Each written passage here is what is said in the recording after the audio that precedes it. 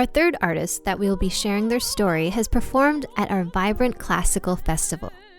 With a flexibility and range that are remarkable, Greater Hamilton musician Alyssa Di Marco is a Canadian musician with a deep passion for performing and music education.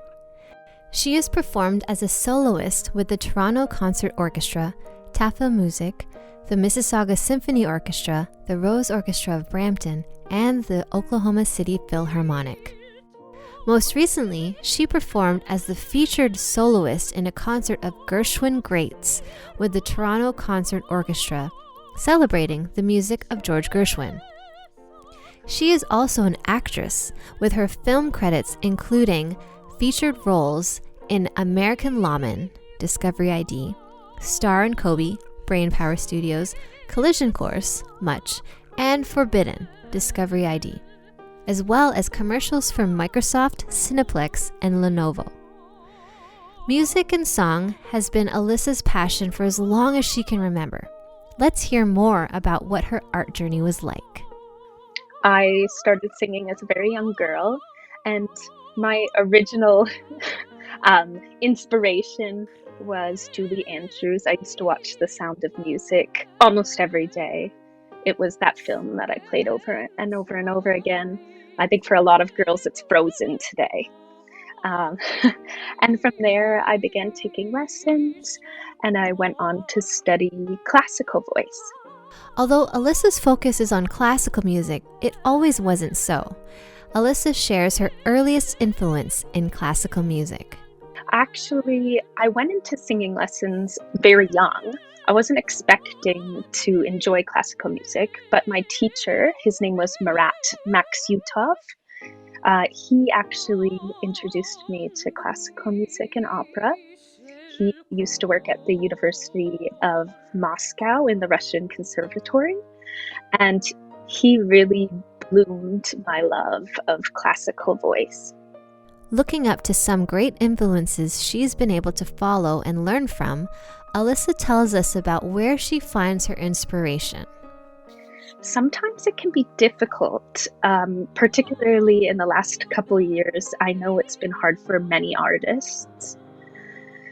So I have to do a lot of self-inspiration, whereas before I could rely on so many other people who inspired me with their musical talents and their passion.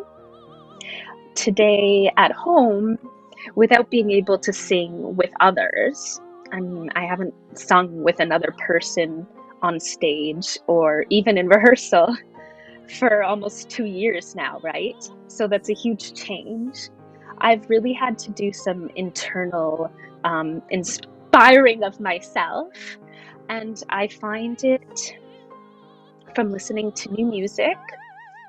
If I'm ever feeling really uninspired, I'll go back to music that I loved when I was young. For me, that's a lot of Stephen Sondheim, who just passed away, and The Sound of Music, Julie Andrews. If I ever start singing those, it brings my passion back right away. Alyssa expresses that her creative process is more methodical. For me, I feel it's a bit more methodical, and I think that's why I was so drawn to classical music. Something I love about classical music, both in my own performing and learning and in my teaching of young students, is that when I attempt to learn a new piece, the difficulty level is high enough that I need to break it down into chunks. So the first thing I might do is look at the melody and learn the melody on its own. Then I need to look at the translation of the text. It might be in German, Italian, French, etc. And break down the meaning of that, and then add the text, and then add my expressions, dynamics, and it feels almost like a painter, starting with the basics and then adding in those little details that make it magic. Alyssa loves collaborating, whether it is a small or big team, but she does have a few favorites. I've been really fortunate. I find that I love collaboration regardless of who it's with. and how big of a collaboration it is. I find myself just as happy singing in a large choral situation as I do as a soloist performing with a, one pianist. Some of my favorite collaborators have been the Toronto Concert Orchestra. Kerry Stratton, the late Kerry Stratton, he was the maestro of the Toronto Concert Orchestra, and he inspired me a lot. He made me feel great about my art, and he was just the kind of collaborator that made it feel safe and easy to be on stage and like a flow instead of calculating every move when you're on stage. Because I like to do that calculating and the logical building of music in my learning and practice. But when you're on stage, you have to let that go. If you want to really connect with an audience and express the music, you want to be in that flow state. He was a conductor that really helped both the orchestra and me always feel in that state.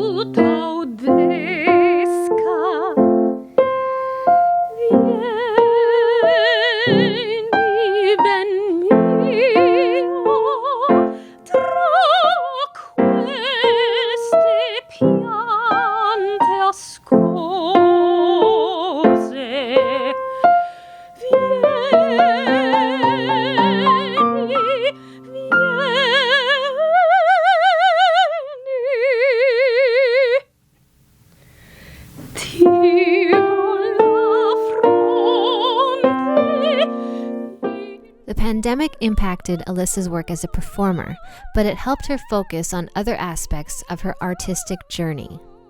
It has very much impacted my work, similar to many other musicians. I've had a lot of gigs that were planned that were canceled. It's really driven me to focus more on teaching and put more into my students. So I've really built up my own studio in that time. And I will say that I love teaching, and it's actually taught me a lot about my own voice. So when I do go back to performing live again, I think I will be all the better for it. Alyssa mentions how lonely the pandemic has been. She tells us what she takes inspiration from. I have learned so much. I think one of the big things I've learned is that I really do take so much inspiration from other musicians and from the act of singing. At the beginning of the pandemic, I found it hard to be motivated to sing because it was very disappointing having gigs canceled, not being able to sing with my colleagues. And I found that I was singing less. And so I had to find a way to make up that inspiration. So I think one of the big things I've learned is how much I value that human contact and what magic is in singing with other people or performing with other people, making music with other instrumentalists or singers. It just has this different feel, this spark that is difficult to get on your own or with recorded accompaniments, that kind of thing. Coming out of the pandemic, Alyssa shares with us what she has been working on and how she plans to move forward. So for me personally, I've used the time that I've had over the last 2 years, not only to build my teaching, but I am finishing up a master's degree in speech language pathology, which is a science master's degree, but it's really taught me so much about the anatomy of the voice, the vocal mechanism, and I'm hoping to branch out into working with singers who have voice disorders or who have developed issues with their voice where they might need professional help and rehabilitation. If Alyssa were to encapsulate her work and someone found it 50 years from now, she wants to inspire a resurgence of classical music. Here is how she would like people to feel.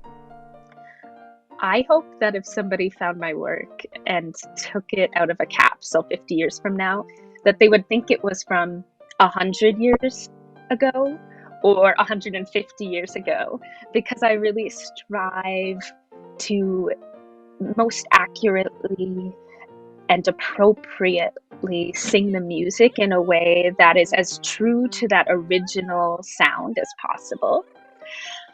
In terms of what I hope they would take from it, from me, is I think the importance of melody and the importance of text. I feel like current popular music doesn't value the beauty of the poetry and the text and the shaping of melodic lines nearly as much as music in past decades, past centuries. So I hope that they would hear that and be inspired to have a resurgence of the melodic and text importance.